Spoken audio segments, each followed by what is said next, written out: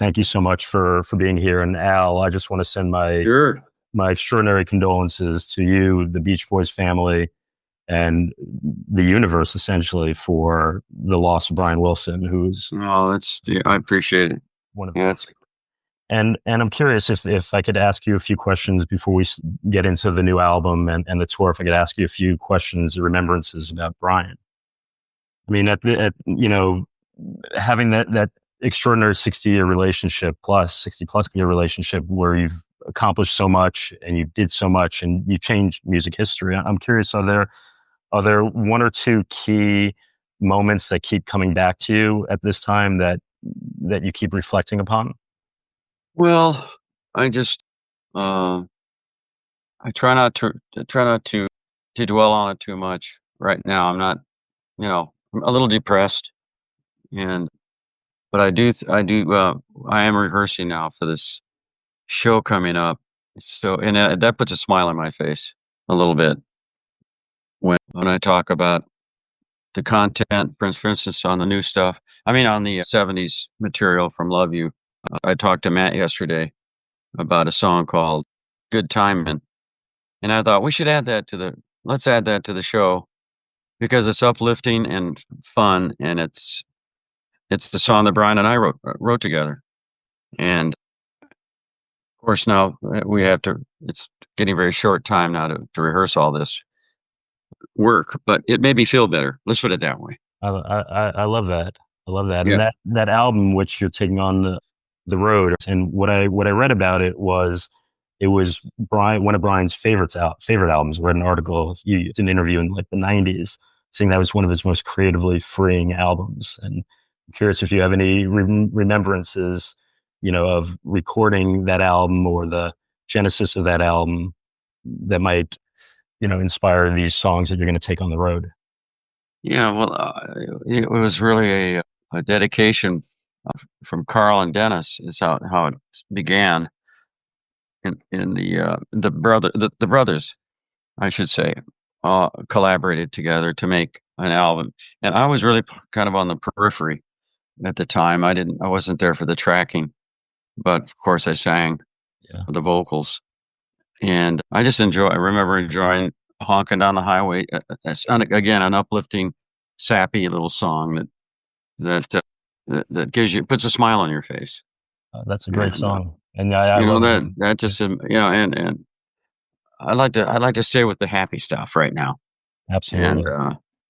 and those are my memories anyway of, honking down the highway and, Ding Dang, of course, that crazy little thing. Of course, that came from another completely different era, but they all coalesced kind of nicely together. And good time, and of course, or good time, not good timing, good time, and things like that. I'm focusing on right now. I love that. And Ding Dang to me is a little classic. And I didn't know the backstory of that until recently. I didn't realize that Roger McGuinn from the Byrds Mhm. wrote those lyrics, and it Well, yeah, wrote, the lyric. wrote the lyric. Words. There aren't lyrics. There's a lyric. So I called Brian one day and I said, there's a song it's been going through my head. I said, maybe we should finish it. It's just a demo, but in my head, right? But I'd totally forgotten we even recorded it to that degree because it's been so long and I hadn't actually heard the album in probably 30 years. And it turned out to be Ding Dang. But I said, but there's no chorus. There's no verse. I mean, there's no what we call the B section, I Yeah. guess you call it. So I said, why don't we just? So I sang it over the phone to him. He said, yeah, that's a great idea. you know, or actually he wasn't that thrilled, but he thought it was a good idea. I love that. But I didn't know it was Ding Dang. That's what I'm trying to say. He did, but I didn't. I But he didn't enlighten me either. He just vaguely said, "Oh yeah, that's a good idea." So I added a 4-chord, meaning I gave it a little chorus right in the middle, and we'll do that on stage. I love that. And it'll be like a complete version, as it were, musically that way. And I think it'll be charming. That's amazing. I hope you end up recording that, or that gets recorded live, and we get to be able to hear some of this. For those who don't get to see the shows. I know. It would be fun. We won't be. By the way, we're not doing the whole album. No, I know. It's select songs. It's going to be abbreviated, and even to the extent that uh, the abbreviation might be abbreviated, for all I know. But this is a suggested set list that you're reading from. So we'll see how it turns out. But it'll be really great. Understood. And I want to ask you one more question on Ding Dang, because in the many brilliant tributes that came out to Brian over the last couple of days, I mean, there's been so many of them, and so many stories that have been part of Beach Boys lore, and others that may be part of the lore, but I didn't really know. And one that I read over and over again was Brian's love for the song "Shortening Bread." Yeah. Mickey Dolenz did a remembrance where he was tripping on acid, and Brian would just play "Shortening Bread" all night long. There's another one where he played for Alice Cooper and freaked Alice Cooper out. And I want to, and then then when I read from that was you said that his love for Shortening Bread might have inspired Ding Dang. So I want to understand why Shortening Bread connected so deeply with Brian. What is it in that? I don't know. That's a good question. He enjoyed playing that riff. With Brian, it's all about the riff. Yeah. And once he gets started, he doesn't, well, of course he was probably high on something, because that's why he went over to Roger's house. Yeah. So, I mean, and same with Shortening Bread. He'll get locked in. Be My Baby, the same thing. He would play that incessantly until, the sun went down, and we would just smile. It'd be kind of, he'd want to drag it out. We're in the middle of doing something else, a session of whatever we were working on, and he would start playing Shortening Bread.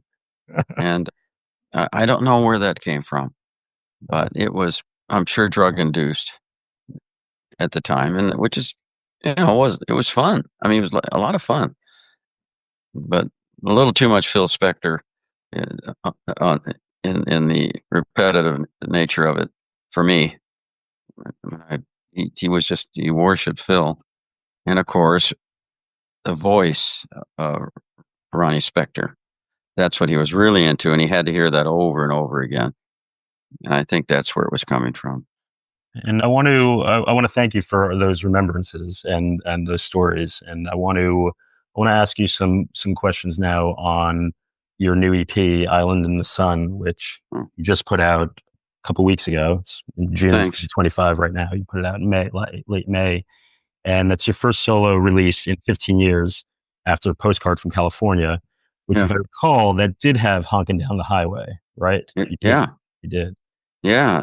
I added a baritone sax solo on Honkin' and a chorus at the end, which I forgot to tell the guys actually, but I don't think on stage we'll do that. My version probably, other than the sax. I'm going to add the saxophone break. And while you're mentioning the saxophone break and the musicianship, I should mention on this tour that you're going on, which is coming up, you have the band that you toured with for the last 10 years or so, more than 10 years, with Brian Wilson, which was the what used to be the Wonderments, great power pop band in Los Angeles. And for the last 25 years, it was backing Brian and y'all. And, what I want to say about that, and maybe Al, you could add to it. What I always found most impressive about the Brian Wilson shows, and what I'm guessing is going to be happening in your shows, it's like a recording session on stage. The instrumentation, the arrangements are all just perfect and dead on. Yeah. It'll be pretty tight. Well, Darian's doing the arrangements again, so that's a credit to him. I, on the other hand, I'm a little bit more loose. So if I do a guitar solo, it's going to sound hopefully as close to the record as possible. But unlike, for instance, Susie Cincinnati, for instance, well, I'll be playing that pretty strongly, actually. I think about it. I've got it down, but we have like 3 guitars on stage, 4. So if there's something I can't handle, someone else can. Yeah, your band is great, and you have the secret weapon of your son Matt Hmm. sitting next to you and handling a lot of those high parts. Oh yeah, he's my Brian Wilson. Yeah, Yeah, he always has been. When Foscat was there for Brian, then when he dropped out, Matt took over, and it's still going strong. And he's going to be singing some of Brian's leads off of "Love You" and off of "MIU." We have a version of "MIU" on there, which is going to be great. And we'll amazing. close the first set with that one called "She's Got Rhythm." And Loving that's that. You I produced lo- that album. That is that right? The yeah, MIU album. yeah. I co-produced it That's pretty amazing. with Ron Alpach. And boy, I love that. We all love that one. The group favorite. Well, the album is it's okay, but "She's Got Rhythm" is right up there. It's a good one. And it's my favorite track on the album. So, yeah, very Brian personal. It's a it's a personality cut, and I think Matt can cover it pretty well. Absolutely. So let's talk about the new EP. You have 4 songs on it. I want to start with the title track, "Island in the Sun," which my understanding is that was a song you attempted to record or might have recorded with the Beach Boys in the '90s for Yeah, country. yeah. Carl didn't like it. He thought it wasn't time for that one because we were working on a country album. So that it went away for a while, and then I re-recorded all the instruments again recently, and yeah, it came out pretty darn good. I Yeah, it thought. sounds like classic Beach Boys melodies, harmonies, beach Yeah, it vibe, does. like a sequel to Kokomo. Essentially, it's spiritually. It feels Yeah, like it. a lot of people are going to like that, and a lot of people are going to hate it, and I don't really care either way. But it's my. I'm most proud of the intro, the introduction, the. We just made it up in the studio right at the end of the session, and it reminds me of Paul Simon's group. Yeah, Is the Ladysmith Mombasa singers? yeah. How they had that vibe that it's hard to describe. Well, when you hear it, we just did it.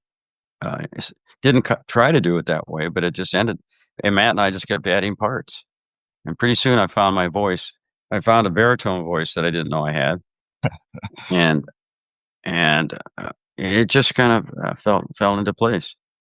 I love that. And does the arrangement that you recorded in the '90s is it similar to what it ended up being now?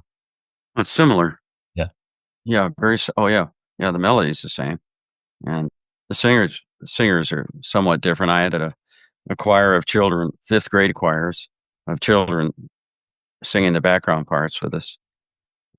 Beautiful young voices that only the children have a vibe to me, for me.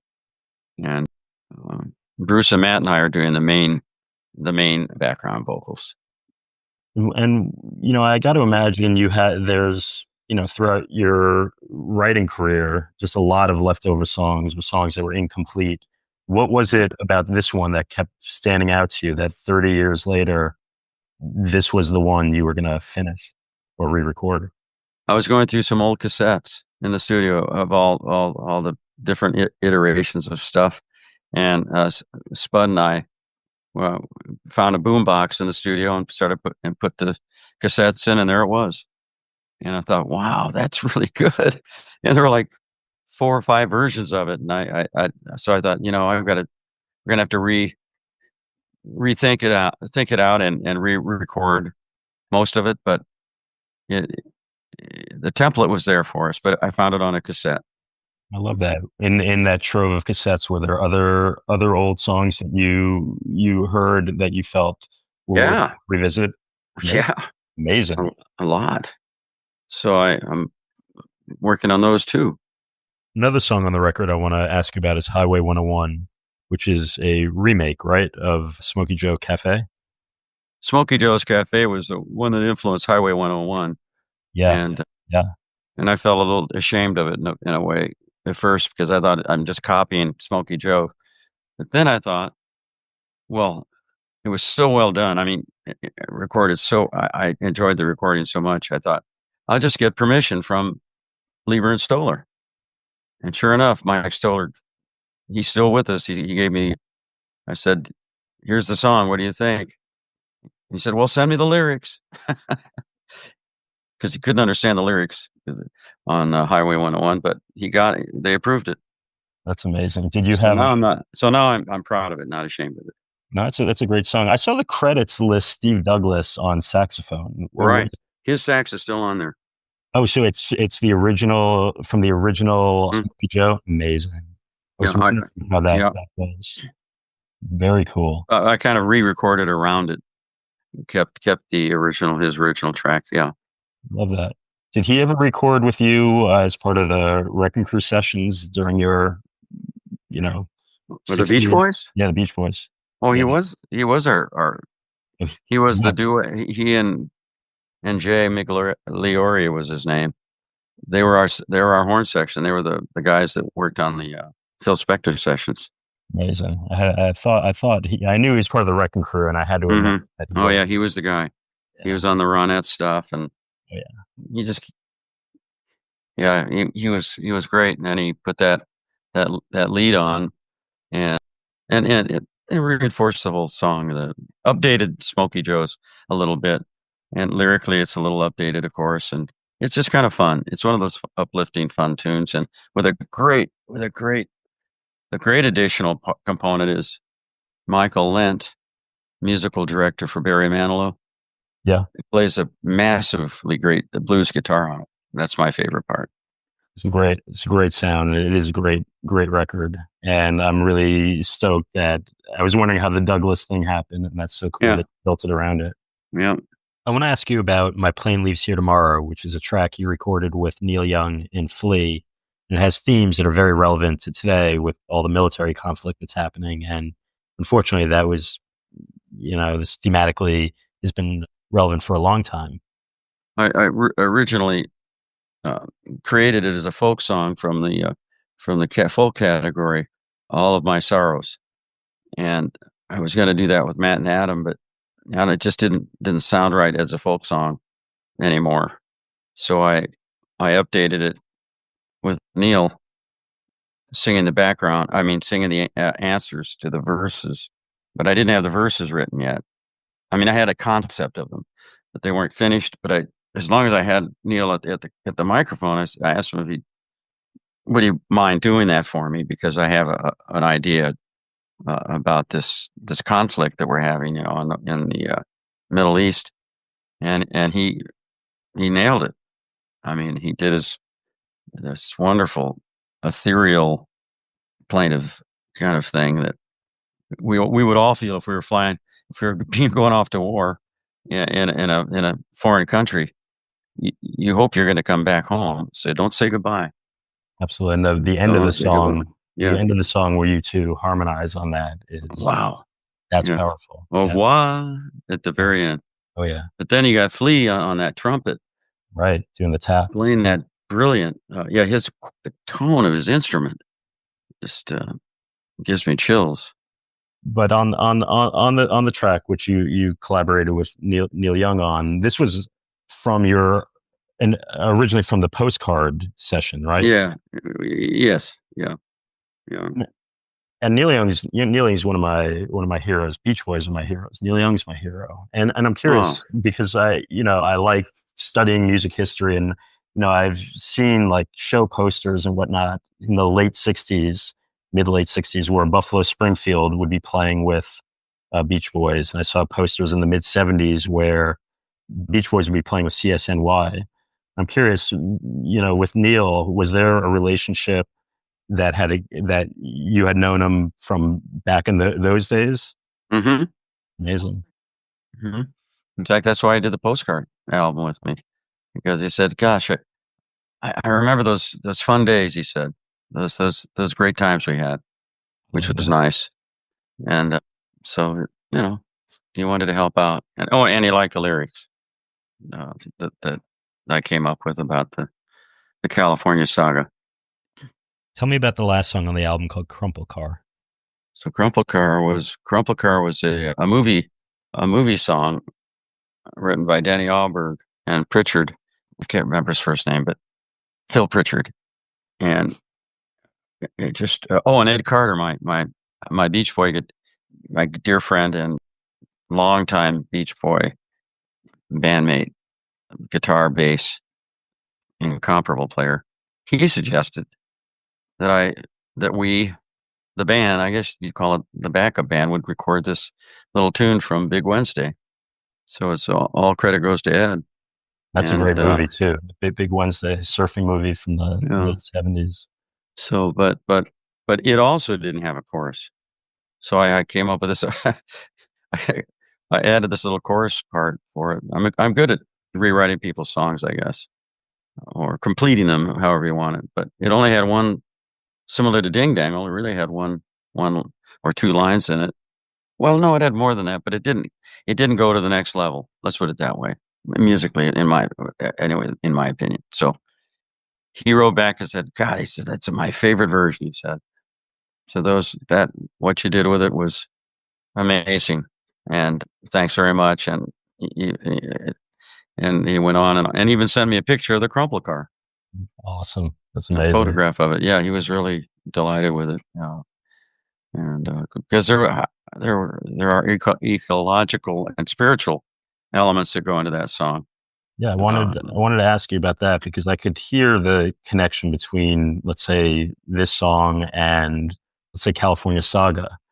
yeah, And I did read that there is an element of supernatural or yeah, spirituality associated with the song, and I'd yeah. love you to share what that is.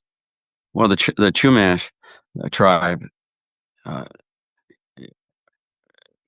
felt that that area in Coho Bay, where the song takes place, is a spiritual portal for the souls uh, to pass through. And I didn't know it at the time, but they were actually at the filming of Big Wednesday there, and were protesting the use of the area for that purpose. But I didn't know that. But at any rate, that's their feeling, and I think that's really amazing. That it's just a beautiful thing, really. And my concern with the nuclear plants and the oil derricks floating out in the ocean, you know, Oh, spoiling absolutely. this beautiful little spot, in the ocean on the coast, I should say. So that was where I was coming from. So there's all kinds of different stories about it, but it's a very important aspect to all three issues, really. Yeah. And I'm guessing these four tracks, or at least some permutation of them, will be in your set lists that on the upcoming tour. Now, I haven't even mentioned it to the band. No, Well, I'm I'm afraid to. surprised. There's so much work to do on on the actual, you know,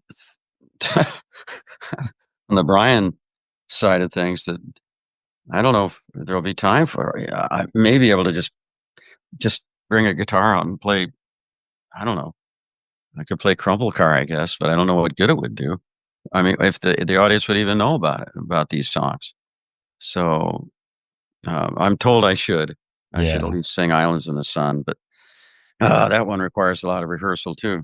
So Well, I put my vote of you should do something. The audience, should hear this new do one of them, music that at you're least putting out. one. Yeah, Yeah. Well, absolutely. I don't know. We'll have an intermission, so I would have a chance to do that. But we'll see at rehearsal if it's possible to even, you know. But actually, "Islands in the Sun's easy to sing for me. I could just do it alone, without. Well, Matt and I could do it. What am I saying? We could do it. We'll figure it out. Well, I love that, and I hope to come to one of these shows. Yeah. And I'd like to just, as we wrap up, just ask you a few more questions, just from my Beach Boys fandom, and then also from perspective of remembering Brian. I'm a big Beach Boys fan. I like the various eras, and I've always, I've gravitated towards, like the Pet Sounds through I Love You, Beach Boys Love You. It's an era that I've really connected with, and a lot of the late '60s stuff I've seriously connected with over the last 25 years. But I'm curious, as as having lived it and created all this, is there an era in the history that you look back and you feel was the creative peak, and where you still listen to the music and feel that's the gems? Well, there's so many of those eras, that we went through, Yeah. that I'm trying to think what would be the highlight. But I think when Brian rejoined the band, well, I know, when Brian asked me to come into his band after he established his own band, Yeah. and invited me to the first show that I not the first show, to the Poly Pavilion show at UCLA in 2006. That was a moment that I didn't realize how important it was for the folks to see us together again. Mm. And we got a standing ovation. I mean, I walk out on stage just, to pick up my guitar and sing. He introduced me, and everybody went crazy. Yeah. So Yeah. I thought that was a good sign. And that was kind of a turning point for me. It's amazing. And, there's so many stories about the genius and the eccentricities of Brian and a lot of the recording sessions. And among those stories, is there something that stands out as maybe the strangest but most brilliant idea that came up in a Beach Boys recording session that ultimately resulted in, something that you didn't recognize would be the case? Turned out the way you didn't think. So strange, but brilliant. What was it? No, I know. I'm asking if there's one. There's stories of Brian bringing goats into the studio with you, which is obviously an Goats. extreme idea. Did that not happen? Goats. I don't remember notes. What do you mean? Goat, like the animal. Goats? Yeah. This is great to see. The Pet Sounds studio. He wanted you to harmonize with goats. That is not true. No. Okay.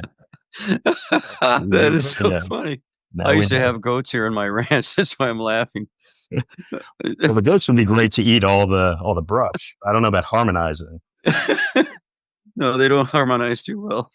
No, I mean the mythology behind behind you guys is amazing. Well, I might not have been at that session. That's charming. God. All right, I got one last question for All you. right.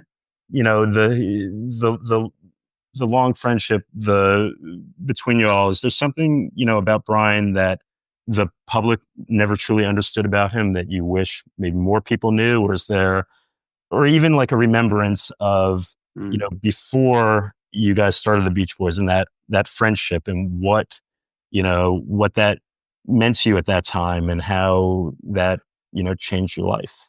Well, the story of Poly Pavilion is the highlight for me that I remember, that we were reunited in that moment. That to me is the highlight of our relationship right there. I love that. Well, Al, I really appreciate you. I appreciate all the music you've created, all the joy you've brought to me and tens and hundreds of millions of people around this world. And I appreciate you. Oh, thank you.